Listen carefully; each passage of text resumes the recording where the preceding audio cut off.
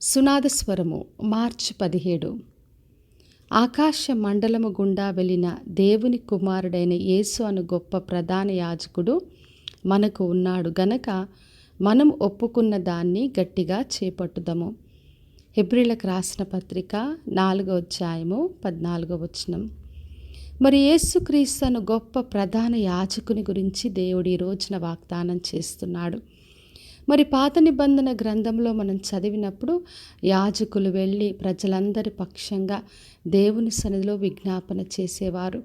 మరి ప్రజలందరి పాపము కొరకు వారి పాపము అందరి పాపము గురించి దేవుని సన్నిధిలో విజ్ఞాపన చేస్తూ వాళ్ళు పాపం నుండి మరి వాళ్ళు విడుదల పొందేవాళ్ళు. అయితే యేసుక్రీస్తు గొప్ప ప్రధాన యాజకుడు ఆకాశ మండలము గుండా వెళ్ళాడు. ఆయన దేవుని కుమారుడుగా ఉన్నాడు కాబట్టి మనందరి పక్షంగా విజ్ఞాపన చేసి మరి మన పాపం నుంచి మనలకు విడుదలిచ్చే దేవుడు.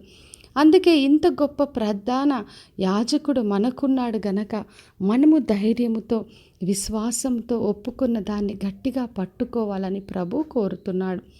మరి మనకున్న ప్రతి బలహీనతలో కూడా ఆయన మనకు సహాయం చేస్తాడు. ఎందుకంటే ఆయన కూడా శోధింపబడ్డాడు.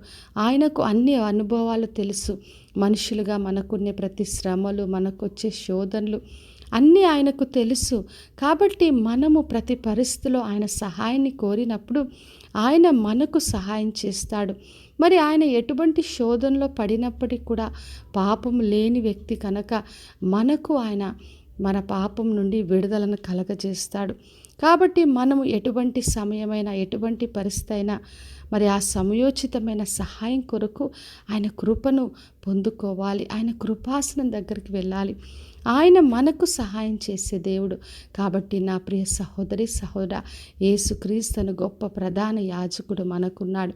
కాబట్టి మనం ఏ విశ్వాసంతో ఆరంభించామో, ఏ పిలుపును ఏది మనము కలిగి ఉన్నామో దాన్ని గట్టిగా పట్టుకుందాం. ఆ ఒప్పుకున్న దాన్ని గట్టిగా చేపట్టి ముందు కొనసాగినప్పుడు ఏ శోధనలైనా ఏ పరిస్థితి అయినా ఆయన మనకు సహాయం చేస్తాడు. కాబట్టి విశ్వాసంతో ఆయనను ఆశ్రయించి ఆయన ద్వారా కృపను కనికరమును పొందుకుందాం. ప్రార్థన చేసుకుందాం. పరలోకమందున్న మా తండ్రి, మా దేవ, ఈరోజు ఇచ్చిన వాగ్దానం కొరకే వందనాలు. వినిచిన ప్రతి ఒక్కరిని దీవించి ఆశీర్వదించండి. యేసు గొప్ప ప్రధాన యాజకుడిగా మీరుండి ప్రతి ఒక్కరి బలహీనతలో సహాయం దయచేసి మీరే వారికి కావలసిన సమయోచితమైన కృపను అనుగ్రహించి విడుదల ఇవ్వమని యేసు నామములో అడిగి వేడుకొంచున్నాను తండ్రి. ఆమెన్. ఈ శుభవచనము వినిచిన ప్రతి ఒక్కరి జీవితంలో నెరవేర్చబడునుగాక. నేను మీ ప్రియ సహోదరి మంజులాచరణ్.